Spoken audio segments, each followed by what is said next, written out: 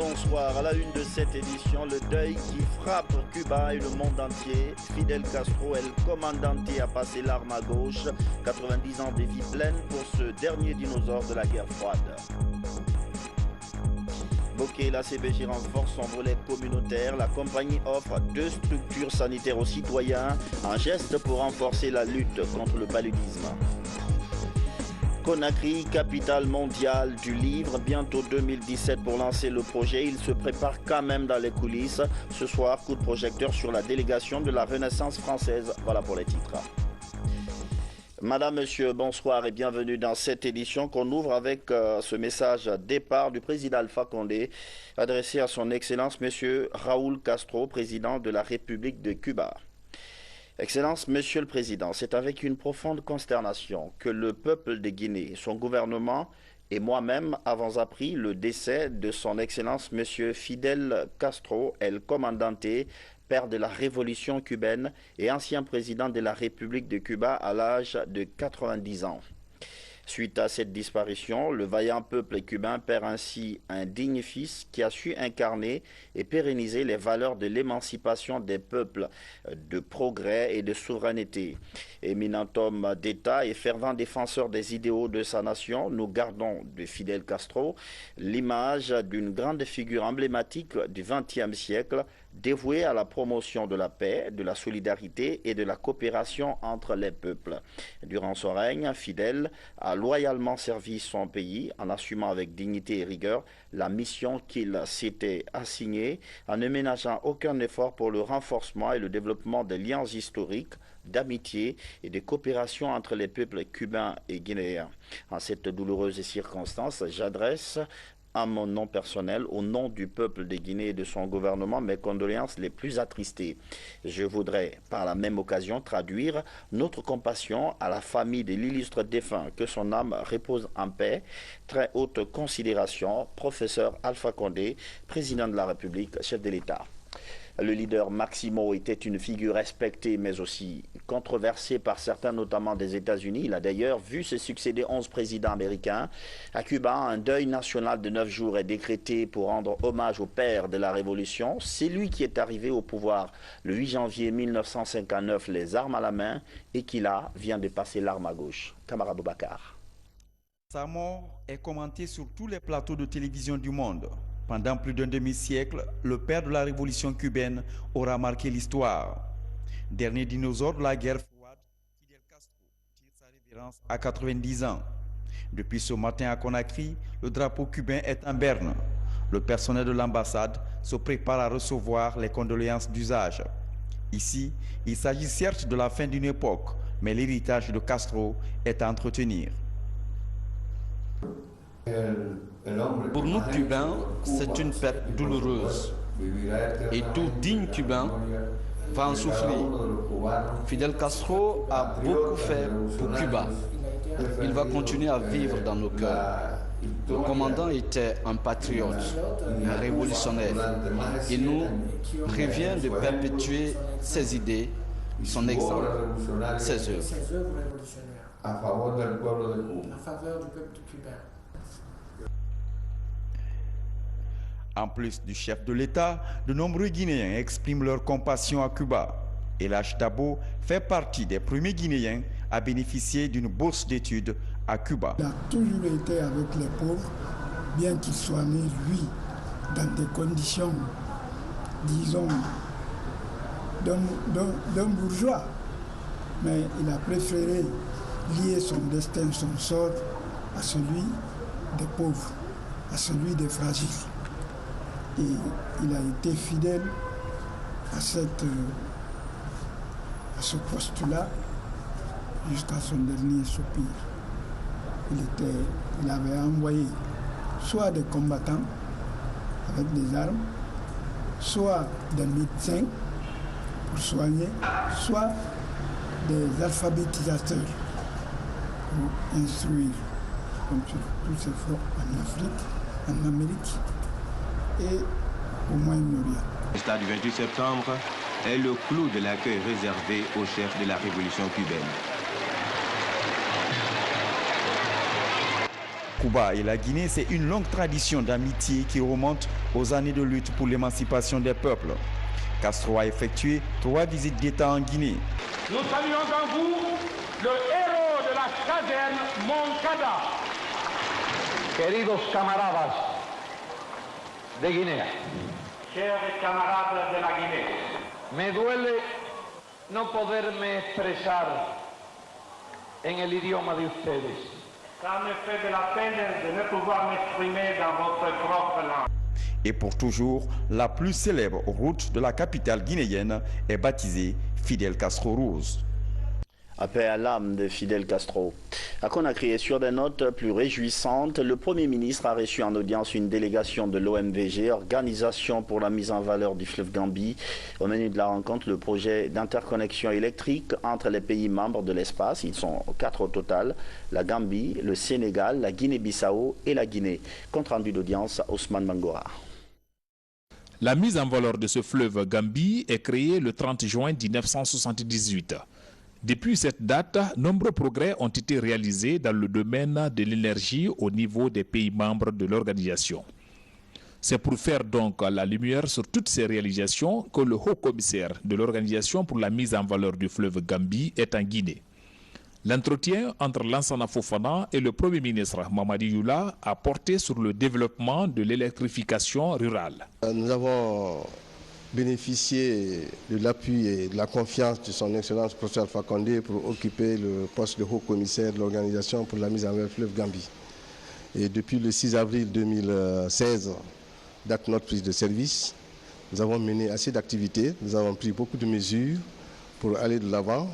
Donc nous sommes venus ce matin pour solliciter l'audience que son Excellence monsieur le Premier ministre a bien voulu nous accorder pour lui faire le point de l'état d'avancement des programmes du Haut-Commissariat de l'OMVG, tant au plan institutionnel, technique que financier.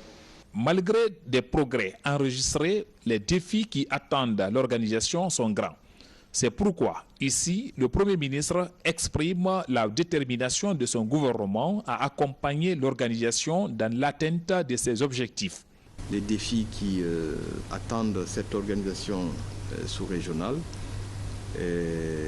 j'espère que en tant que, bon, on ne va pas faire du chauvinisme, mais en tout cas en tant que à la tête de cette organisation sous-régionale, que vous veillerez à ce que les choses se passent correctement, que notamment la répartition des investissements, l'utilisation des entreprises et du personnel dans des organes qui seraient mis en place dans le cadre du développement de tous ces programmes et projets, que tous les pays soient équitablement représentés.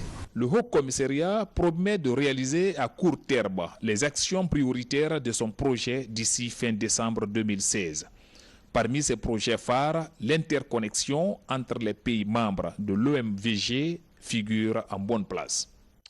À la poursuite des travaux de la loi de finances à l'hémicycle, hier, 2 ministres étaient devant les élus du peuple pour défendre leur budget sectoriel. Les ministres Sanaba Kaba et Marc Yombono ont décliné l'agenda des activités assorties des dépenses et recettes pour l'exercice budgétaire 2017. Abdoulaye Diallo. 2 ministres devant les parlementaires guinéens. Ils sont venus défendre leur projet de budget sectoriel d'exercice 2017. Comparativement à 2016, le ministère de l'Action sociale, de la promotion féminine et de l'enfance, par exemple, a revu à la hausse son budget sectoriel qui se chiffre à plus de 53 milliards de francs guinéens. L'essentiel des activités sera consacré à la protection et à l'amélioration des conditions de vie des couches vulnérables. Nous sommes en train d'élaborer notre politique de protection sociale, à l'intérieur de quelle politique la protection des personnes handicapées est vraiment inscrite en place d'or. Notre politique, c'est la formation, c'est l'éducation de ces personnes, mais surtout c'est la réinsertion socio-économique.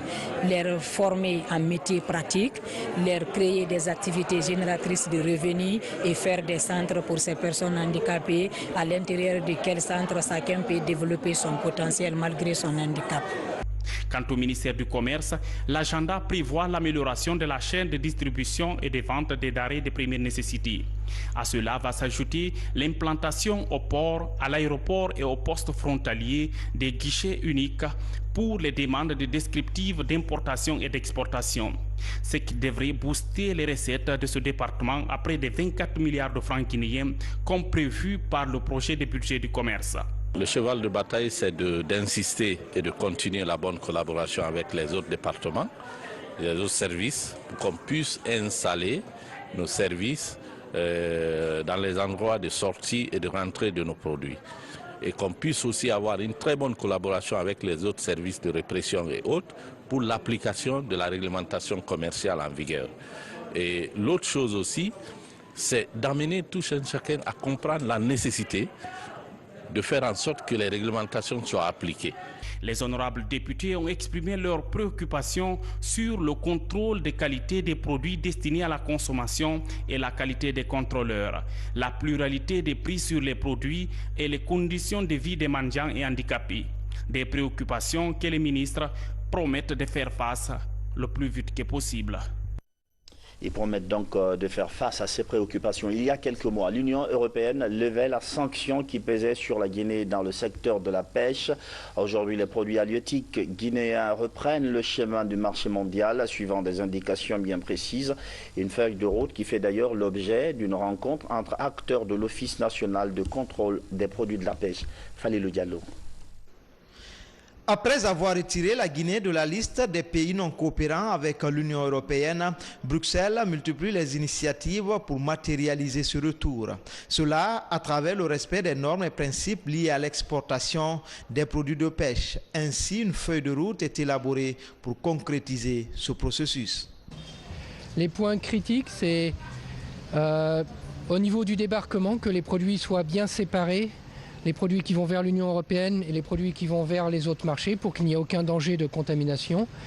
Il y a aussi quelques questions au niveau de l'eau potable dans les établissements. Comme vous le savez, le réseau d'eau potable ici à Conakry ne fonctionne pas idéalement. Et aussi quelques points au niveau de la documentation sur la législation. Mais ce sont tous des points qui peuvent être réglés. Un autre point, c'est au niveau des laboratoires. Comme vous savez, il n'y a pas de laboratoires qui sont accrédités ISO 17025 pour faire les analyses au niveau des produits de la pêche. Donc il faudra probablement organiser l'envoi des échantillons à l'étranger dans des laboratoires accrédités.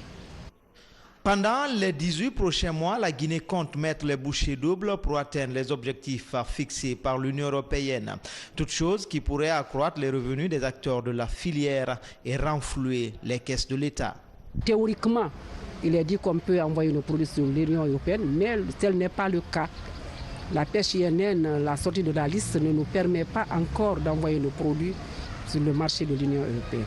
Il faut que la sanction sanitaire soit levée, ce qui permettra à la Guinée d'envoyer les produits sur le marché de l'Union européenne. Pour les experts de Bruxelles, les conclusions de Conakry sont encourageantes. Le processus d'accréditation des ressources halieutiques en provenance de la Guinée est sur la bonne voie. Santé, lutte contre le diabète. Plus de 300 scientifiques sortent d'une rencontre de haut niveau pour voir comment casser le rythme d'évolution de la maladie. Cette rencontre de Conakry a duré 3 jours. Il s'agit du 4e congrès de la Société francophone africaine du diabète. Samara Tolno.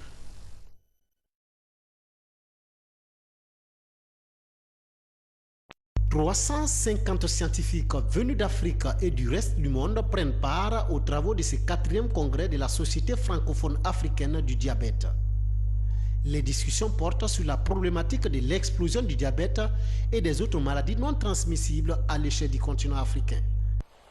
Le diabète et les maladies non transmissibles constituent une priorité de la politique sanitaire de notre pays, parce qu'il s'agit à la fois d'un problème sanitaire et d'un problème de développement. À la vue de votre participation et de votre engagement individuel et collectif, je suis d'ores et déjà rassuré que les recommandations que vous formulerez à la fin de cette rencontre permettront l'identification des stratégies pour améliorer les interventions à mener.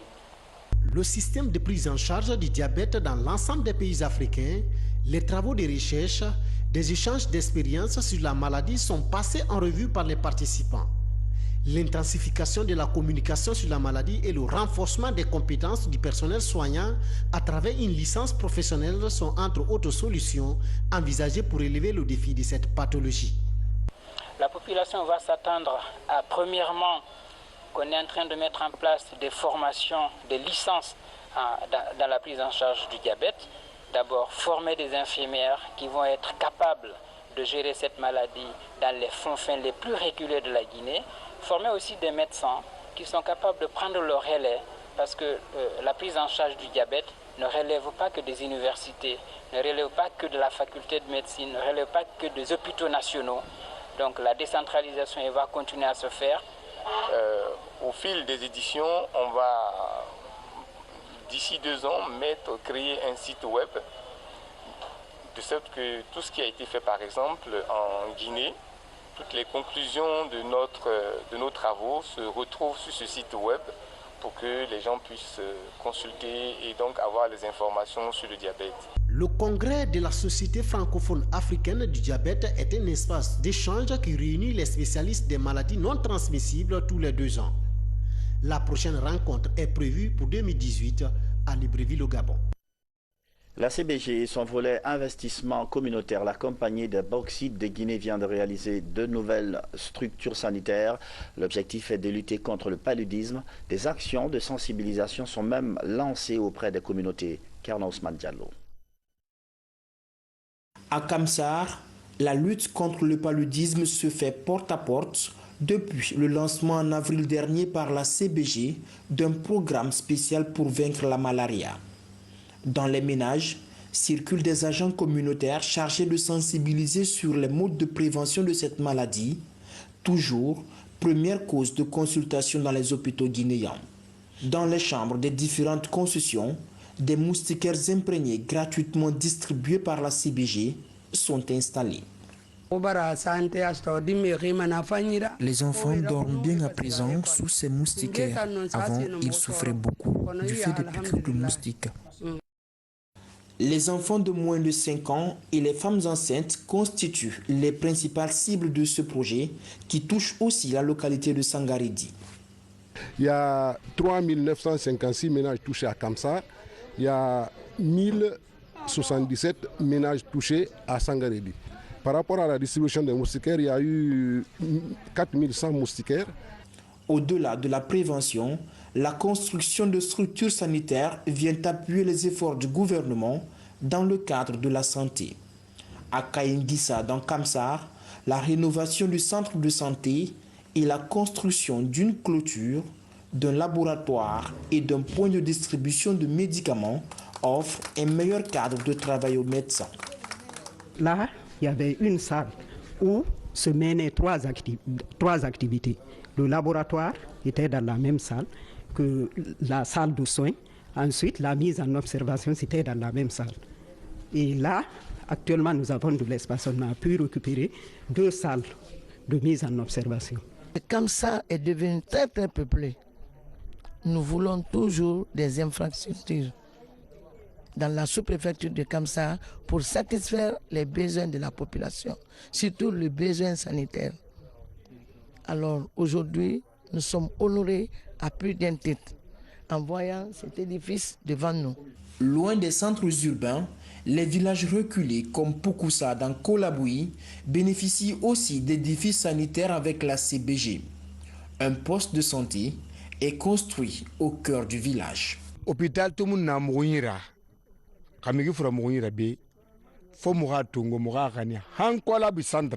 Lorsqu'on n'avait pas d'hôpital, on conduisait les malades jusqu'à Kolaboui. Parfois, la maladie s'aggravait lors du difficile transport. Aujourd'hui, rarement nous y allons pour nous soigner.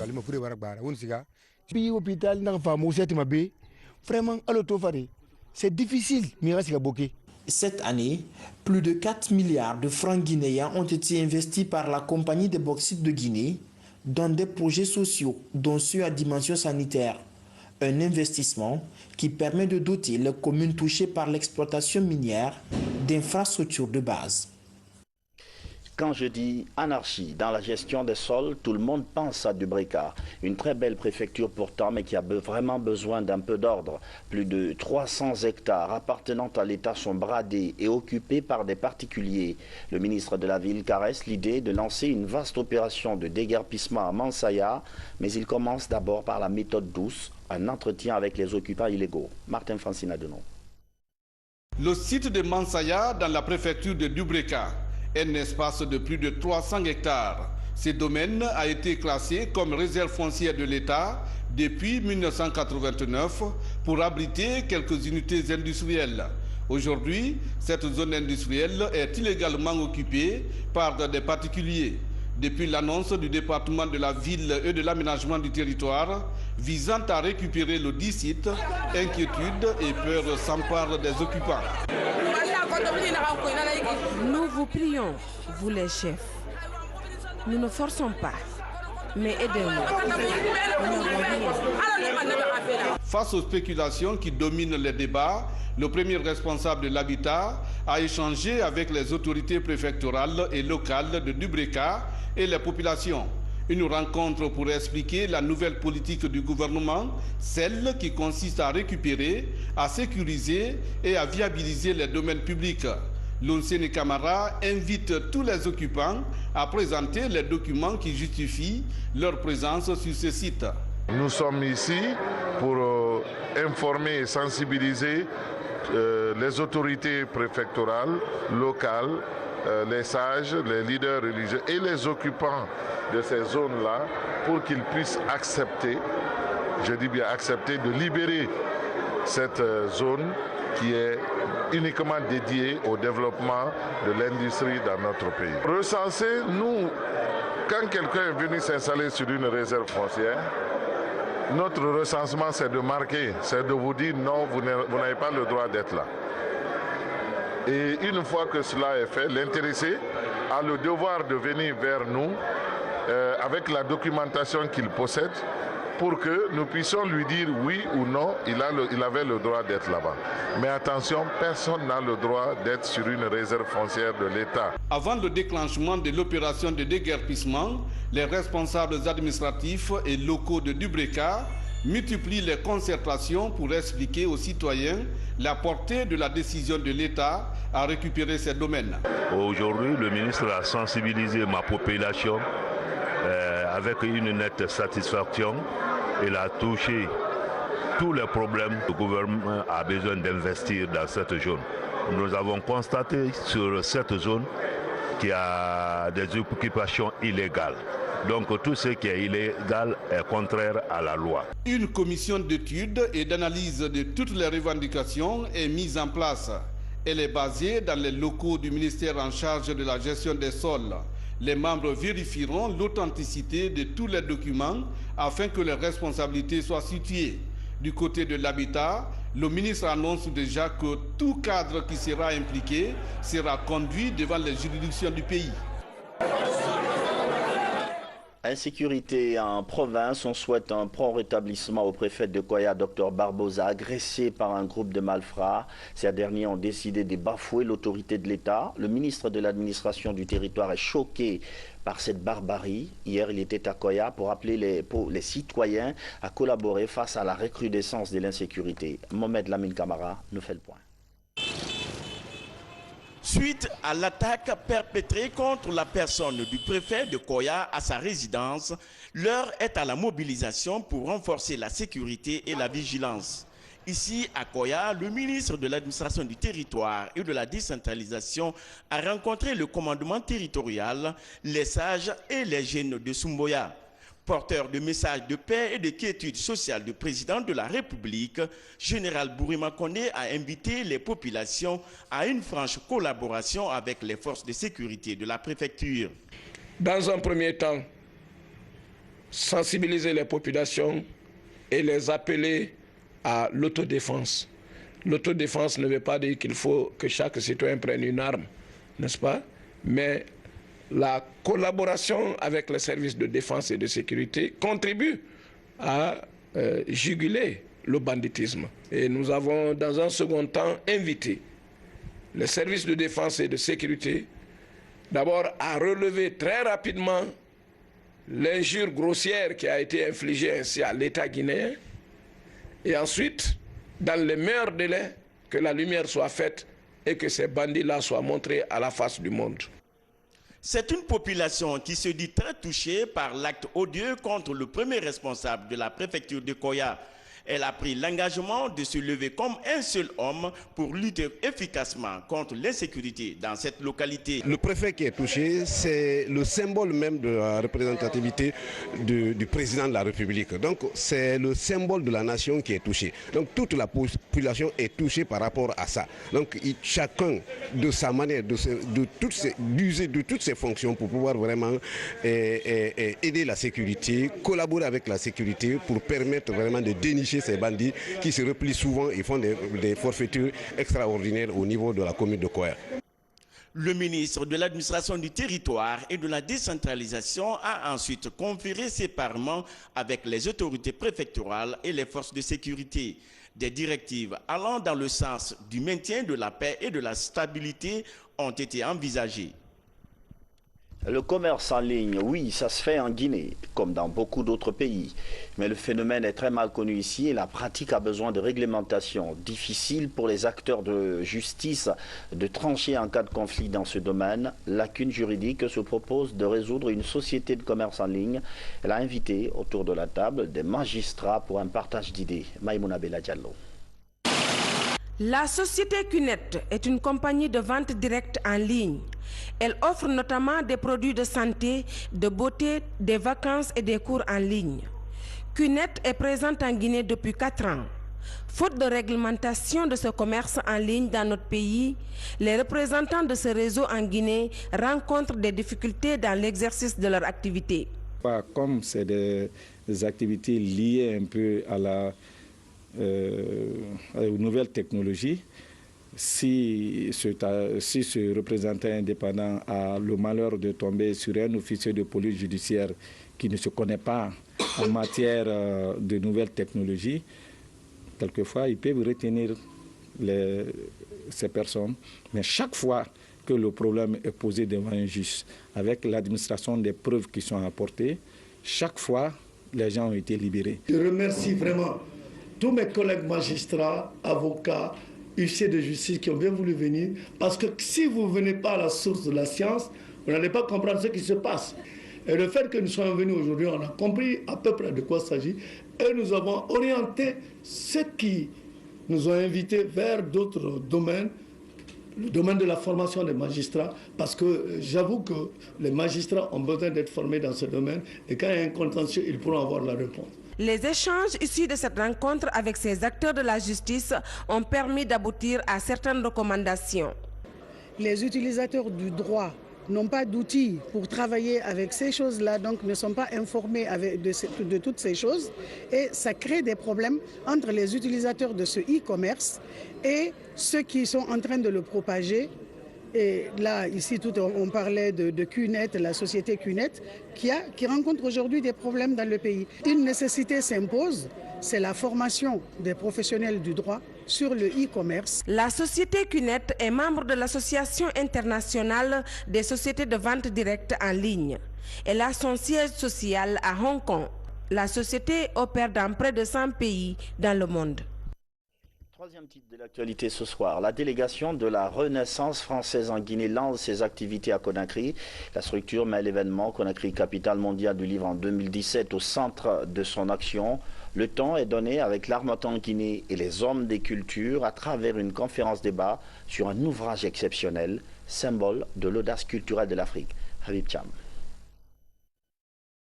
Dans cet ouvrage, les professionnels du livre appréhendent le travail de l'écrivain mauritanien Alioune Traoré sur l'expansion de la Tidjania par l'érudit Cheikh Hamahoula. Mais face à la spiritualité, la recherche n'est jamais assez. C'est des points de vue sur des événements religieux et les musulmans ils sont d'accord sur l'essentiel, surtout la discussion qui opposerait les Hamalis aux Tidjaniens, ce n'est même pas du même ordre que ceux qui opposent les Tidjaniens, les Gadria. Le sujet principal du sujet, c'est entre El Hadj Omar et ses descendants dont je suis. L'auteur n'étant pas là, c'est une thèse. une thèse, c'est scientifique. Donc on ne peut pas donner des impressions à propos de concepts. Promouvoir un auteur et son livre est une des visions de ce nouveau projet. Une initiative conjointe de l'Harmattan Guinée et la délégation de la Renaissance française à l'orée de l'événement Conakry, capitale mondiale du livre. C'est très intéressant puisqu'on a des très grandes personnalités qui viennent s'exprimer sur leurs ouvrages et nous, les jeunes, forcément, ça nous inspire et ça nous donne envie de faire mieux. Donc je pense que ce genre d'activité, c'est ce qui mérite en fait de vraiment être vu et de mettre l'accent dessus. Et c'est ce qu'on souhaite faire à travers Conakry, capitale mondiale du livre, durant 1 an. Tous les mois, un livre sera lu, débattu, une personnalité du mois sera reçue, invitée et fêtée. Nous voulons fêter les Guinéens pendant qu'ils sont vivants. Nous voulons fêter le mérite. Nous voulons promouvoir l'excellence dans ce pays afin que vous, les jeunes, vous puissiez vous en inspirer pour faire mieux que ceux qui sont derrière. Pour l'occasion, le doyen Ibrahima Sori Souma est élevé au rang de personnalité du mois. Il en est le premier au compte de cette nouvelle approche qui vise la promotion du talent culturel africain et de la francophonie. Et c'est la fin de cette édition d'information. Merci à vous qui nous suivez depuis la ville de Lille en France et partout dans le monde. Bonsoir.